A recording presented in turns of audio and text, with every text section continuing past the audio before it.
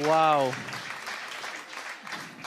And Magnus Carlsen has won the first has the first two decisive games in the 3+1, Danya, and now we got to do a little soul searching because this match could be over in the next 10 to 15 minutes. We got to ban that, whatever that was in the next version of the SEC. That cannot be allowed. That is just too cruel. That was wild. And yeah, Magnus just in great form. He's playing very well offensively, defensively. He's controlling the pace of the game.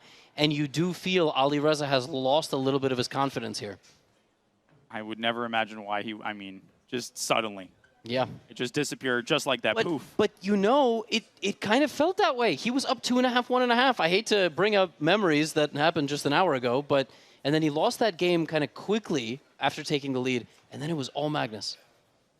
Yeah, it's just mesmerizing. When he gets in his groove, Magnus is just a well-oiled machine. It's just like a factory that keeps on producing wins, and that's exactly what he's been doing. Now, this is a typical maneuver. This is not setting up your pieces for the next game. Right. You see this in the Rogozin often, and eventually Black wants to prepare C5, but not yet.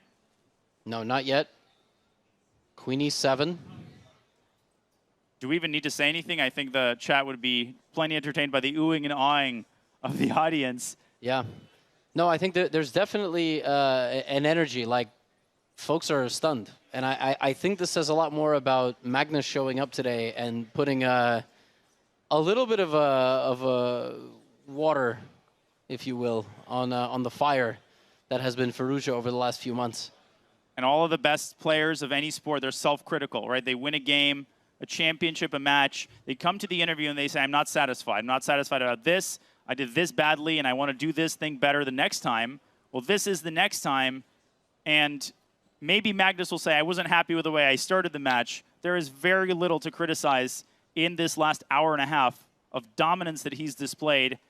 He's up by half a decade, and I'm not just talking age. I'm talking his lead on the scoreboard. Alireza, he needs a total sea change in the momentum here, and he's only got 30 minutes and change left in the second segment. 36 minutes left. He's got to get it, within 3 or 4 games going into the bullet, and then he's just got to hit the gas. But it's rough, man. It's rough because he's also playing openings that are leading to imbalanced positions. I mean, it's not openings that you can just rein it in, and make a draw. That's not really, and that's also not what Magnus is going to do.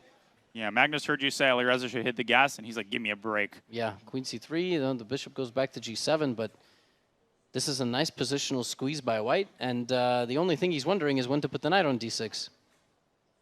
Well, it might be captured the moment it lands on that square. That's like an exchange sacrifice pre-move. Yeah. I mean, I wouldn't pre-move rook D6 in case the knight doesn't land on D6. Correct. That would be slightly problematic. But otherwise, Magnus will make a couple of improving moves. What about F5 by Alireza, just encouraging the knight, goading it, go to that outpost? Yeah, I think so. I mean, it makes sense.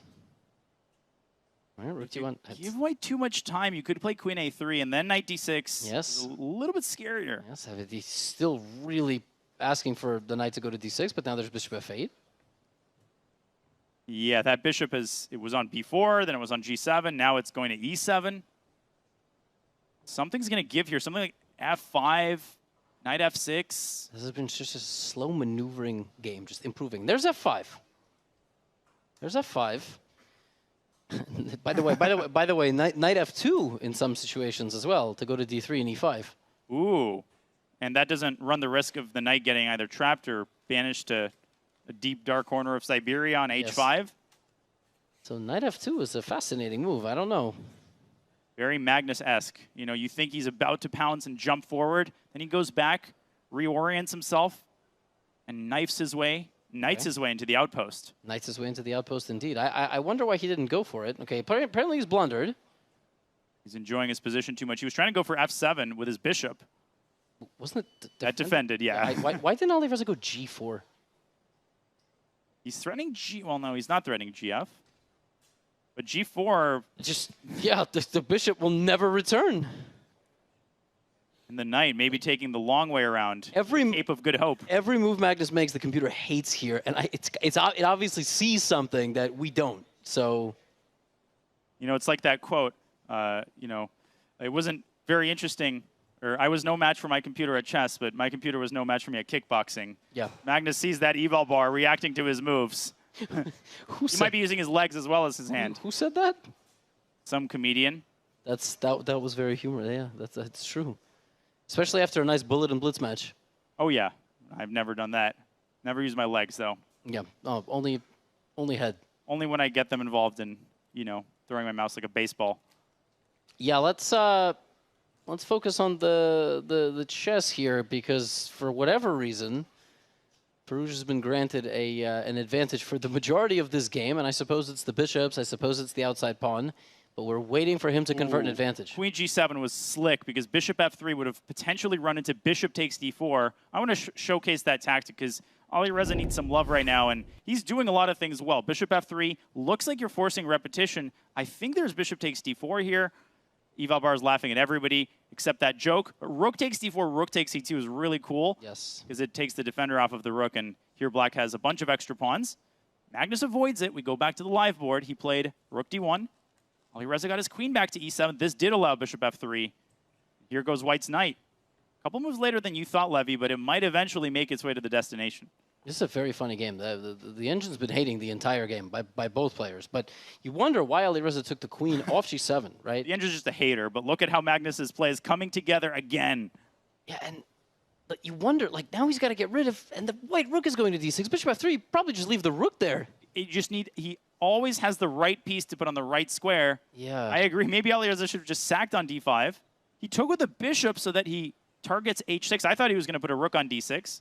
Queen g7, but Danya, it just feels like we are moments away from d6 being a huge problem for black. Magnus's heavy piece just trampolining around, attacking h6. You're right. Something will land on d6. It's not going to be the light squared bishop, but might be the king in a pawn endgame. Okay, rook d3 is...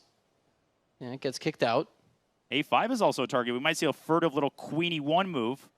Yeah, by the way, there it is. Alireza says, let me take f4. f4, and he's got two passed pawns on f and h. But queen d2 there would have skewered the rook, and Perugia so close to losing the thread of the game again. Queen g7, though, played. Great move.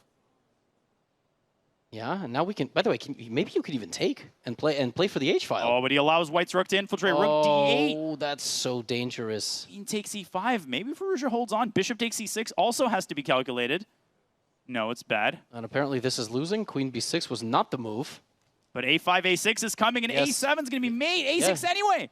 a6, yeah, takes a6 or this. And yeah, bishop it's b6. over again. And